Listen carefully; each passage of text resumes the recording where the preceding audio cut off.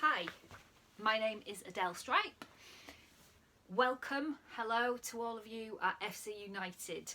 I've been invited today to record a short reading for you from my novel Black Teeth and a Brilliant Smile. I'm an author and I live in West Yorkshire in the Calder Valley, and I'm joining you here from what I call the Girl Cave, which is the office where all of my writing happens.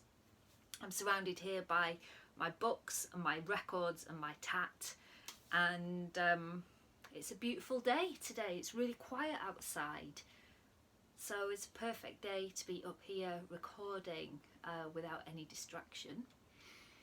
So okay, I guess I should tell you a little bit more about my book. It's based on the life and work of the Bradford playwright Andrea Dunbar. Some of you might have heard of her. She wrote Rita Sue and Bob Too. The original play that it was based on was adapted by Alan Clark in 1987. I presume that quite a lot of you will have heard of that. It's set in the 1970s and the 1980s.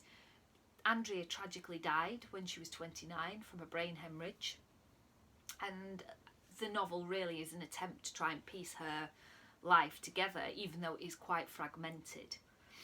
Today I'm going to read an extract, which is just a few pages from the book, and it's about Andrea and her best friend Eileen and their shopping in Bradford city centre. It's around the time of the Yorkshire Ripper, so I'm guessing 1980, around that time. Some of you will remember that really clearly, what that was like. So this is just a short scene describing what the atmosphere was like in West Yorkshire at that time. Apologies in advance for my really crap Bradford accent. I'm from the other side of Leeds, so I probably won't get it right. So if there's anyone watching from Bradford, I apologise in advance. They met on Ivegate. It was months since they'd seen each other. Eileen wore high-waisted trousers, a black velour top and a short leather jacket with lapels. Her hair was cut into a feather fringe, longer at the back with highlights on top.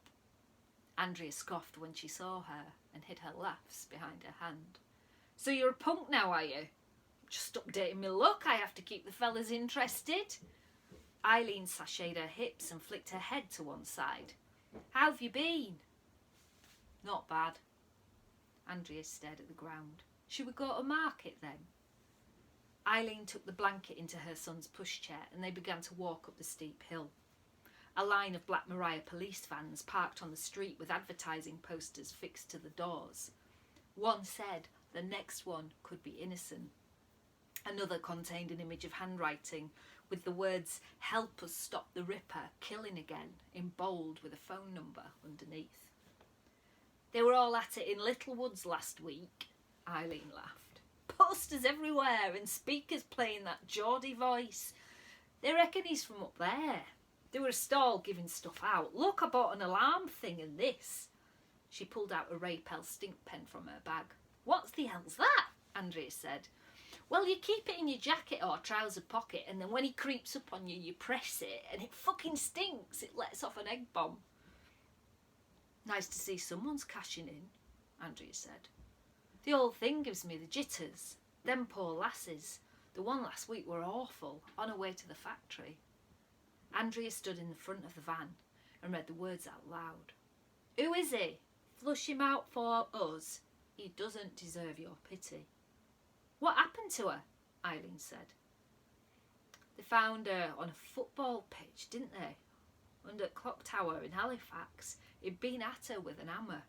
They found her body crouched over on all fours." Andrea rubbed on her back and pointed to a bench. "I need to sit down, my back's aching to buggery," she said. What a way to go. Eileen tapped her feet on the floor and stared at a man across the way dressed in a brown monk's habit and sandals. "She had bite marks. Reckon he's got a gap in his teeth. Stabbed her 21 times. I don't know about you, but I'm scared," Eileen said. "He keeps doing it round here. That's only 3 miles from Buttershaw." Maybe it's someone we know, Andrea said. What? Like your old man? How could that happen? He's got no teeth. They both sniggered and wandered into the market hall. Past Butcher's Row, where trays of chops were being prepared for the weekend's meat raffle.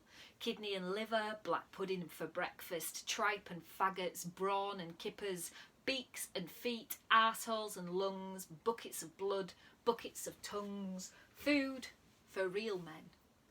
Legs of mutton swung behind the counter, and behind them Eileen glimpsed a page 3 poster hidden from customers.